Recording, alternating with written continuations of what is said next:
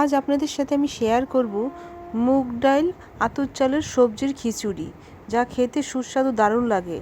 আমরা আগে মুগ ডালটি ভেজে নিয়েছিলাম, এখন ভালোভাবে ধুয়ে নিলাম এবং সবজিটি এভাবে কেটে নেব। আমাদের সবজিতে লাগবে মিষ্টি আলু, গোলা আলু, ডাঁটা কুমড়ো। নরম হয়ে আসলে আমরা সবজিটি দিয়ে দেব।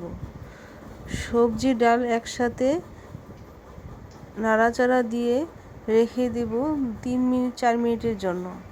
দেখুন সব উতরানো এসে পড়েছে। এবার আমরা চালটি দিয়ে দেব। চালটি আগে আমরা ধুয়ে রেখেছিলাম এবং ডালে চালে একসাথে নাড়াচাড়া করে একটু সিদ্ধ হয়ে আসলে লবণ দিয়ে দেব। লবণ হলুদ দেওয়া হলে ভালোভাবে নাড়াচাড়া করতে লাগবে। দেখুন আমাদের খিচুড়ি প্রায় হয়ে এসেছে। তারপরে আমরা কাঁচামরিচ অ্যাড করব। তারপরে আমরা একটা কড়াইয়ের মধ্যে তেল দিয়ে দেব পরিমাণ মতন। তারপর এক এক করে তেজপাতা, শুকনা মরিচ, পাঁচফোড়ন, তারপরে গোয়া মসুরি,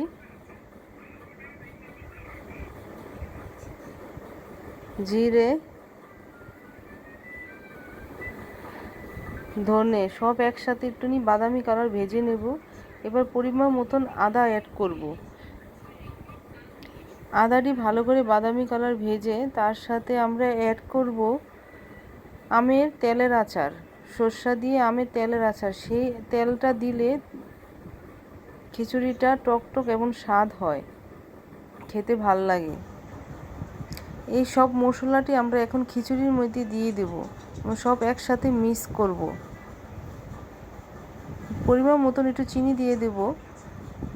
চিনিটা দিলে ভালো টেস্ট লাগে খেতে। এবং পরিমাণ মতন ধনিয়া দিয়ে দেব।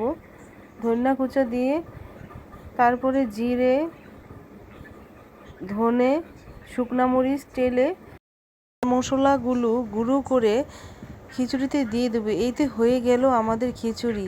লাইক করবেন, শেয়ার করবেন,